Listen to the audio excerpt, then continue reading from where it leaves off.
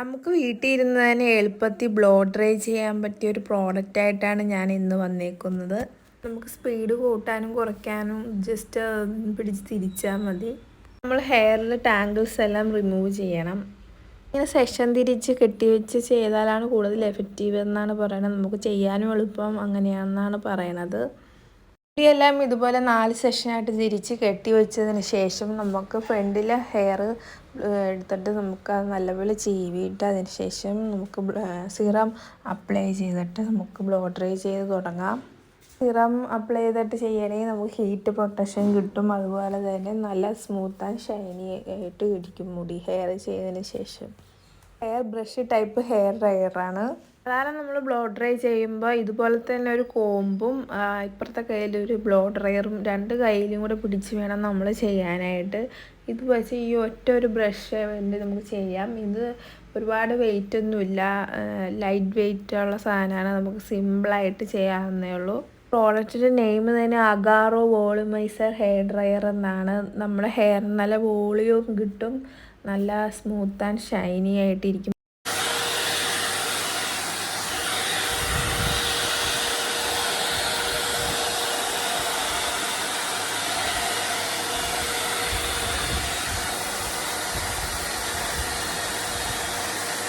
ഇത് നല്ല കേളി ഹെയറാണ്, അപ്പോൾ ഇത് നല്ല വ്യത്യാസമുണ്ട് നേരത്തെക്കാളും.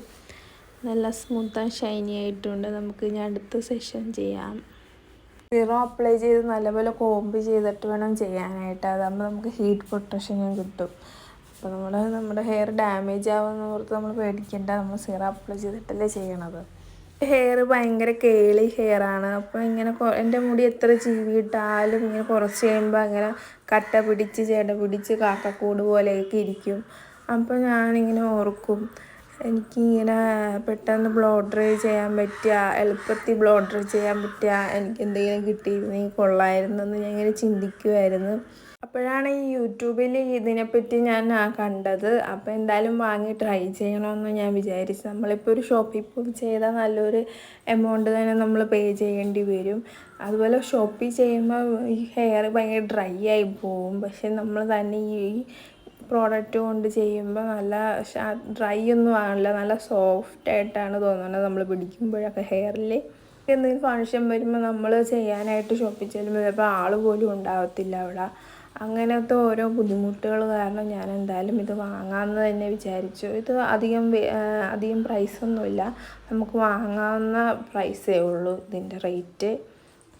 എൻ്റെ ഫേസിലെ എക്സ്പ്രഷൻ കണ്ട് ആരും പേടിക്കുന്നത്. അതിനകത്ത് ഞാനിങ്ങനെ ഓരോന്ന് ചെയ്യുമ്പോൾ ഓരോ എക്സ്പ്രഷനാണ് എൻ്റെ ഫേസിൽ, ഞാൻ പോലും അറിയാതെ വരുന്നത്. അതൊന്നും ആരും മൈൻഡ് ചെയ്യണ്ട. ഞാനിപ്പോൾ ഒരു കണ്ണെഴുതുമ്പോൾ പോലും ഭയങ്കര എക്സ്പ്രഷനാണ് എൻ്റെ ഫേസിൽ വരുന്നത്. അതെന്തുകൊണ്ടാണെന്ന് എനിക്കറിഞ്ഞൂടാ. അത് ആരും മൈൻഡേ ചെയ്യണ്ട കേട്ടോ. ഓരോ സെഷൻ ചെയ്യുമ്പോഴും നല്ലപോലെ കോമ്പ് കൊണ്ട് ചീവിയിട്ട് വേണം ചെയ്യാനായിട്ട്. അല്ലെങ്കിൽ നമ്മുടെ ഈ ബ്രഷിൽ കുടുങ്ങും. നമ്മുടെ എന്തെങ്കിലും ടാങ്കിൾസ് ഉണ്ടെങ്കിൽ ഈ ബ്രഷ് കൊണ്ട് ചെയ്യുമ്പോൾ അതിൽ കുടുങ്ങും. നമ്മൾ സൂക്ഷിക്കണം. ചെയ്ത് കഴിഞ്ഞിട്ടാണ് നമ്മുടെ ഫൈനൽ ലുക്ക്. എൻ്റെ ഇപ്പുറത്തെ ഹെയർ ഞാൻ ചെയ്തിട്ടില്ല, കണ്ട രണ്ടും തമ്മിലുള്ള വ്യത്യാസം കണ്ട. ഇപ്പുറത്തെ ചെയ്ത കറക്റ്റ് ബ്രഷ് കൊണ്ട് ജസ്റ്റ് ഒന്ന് ഇങ്ങനെ ഒന്ന് ചെയ്തേ ഉള്ളൂ, അപ്പോൾ തന്നെ ഒരു ബ്ലോ ഡ്രൈ ചെയ്ത എഫക്റ്റാണ് കിട്ടിയിരിക്കുന്നത്. ഇപ്പുറത്തെ ഹെയർ നോക്ക്, ഇങ്ങനെ കാക്കക്കൂട് പോലെ ചെട പിടിച്ച് കിടക്കുകയാണ്. ഇപ്പുറത്തെ ഹെയർ നോക്ക്, രണ്ടും തമ്മിൽ നല്ല വ്യത്യാസമുണ്ട്. ഇപ്പുറത്തെ ചെയ്ത ഹെയറിന് നല്ല ലെങ്ത്ത് തോന്നുന്നുണ്ട്. ഇപ്പുറത്തെ ഹെയർ വെറുതെ ചെട പിടിച്ച പോലെ കിടക്കുകയാണ്. രണ്ടും തമ്മിൽ നല്ല വ്യത്യാസമില്ലേ ഉണ്ടോ? ഞാൻ ചെയ്ത മുടിയും ചെയ്യാത്ത മുടിയും തമ്മിലുള്ള വ്യത്യാസം കണ്ട ചെയ്യാത്ത മുടി ഇങ്ങനെ കട്ട പിടിച്ച് കിടക്കുകയാണ് കിളിക്കൂട് പോലെ.